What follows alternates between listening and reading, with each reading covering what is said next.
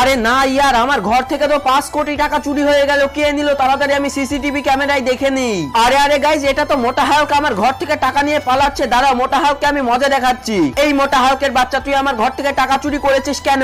আরে iron man, না না, আমি তোর ঘর থেকে টাকা চুরি করিনি। কি বললি মোটা হাল্ক? এমনিতে তো টাকা চুরি করেছিস, আবার তার উপর মিথ্যা কথা। এই নে, তোকে শেষ করে দেবো। আরে আয়রন ম্যান, আমি সত্যি কথা বলছি, তোর ঘর থেকে আমি টাকা চুরি করিনি। তাহলে চল হাল্ক বাবার কাছে, হাল্ক বাবাই বলে দিতে পারবে কে টাকা চুরি করেছে। আর আমরা যতক্ষণ যাচ্ছি ততক্ষণ তোমরা ভিডিওটিকে লাইক করে চ্যানেলটিকে সাবস্ক্রাইব করে দাও। আরে হাল্ক বাবা, আমার ঘর থেকে টাকা চুরি হয়ে গিয়েছে। কে চুরি করেছে প্লিজ বলে দাও না তুমি। আরে আয়রন ম্যান, জম্বি রাক্ষস মোটা হাল্ক সেজে তোর ঘর থেকে টাকা চুরি করেছে। তাহলে তো আমি এক্ষুনি জম্বি রাক্ষসের কাছে যাচ্ছি। এই জম্বি রাক্ষস, তোকে এই নে, শেষ করে দেবো আমি।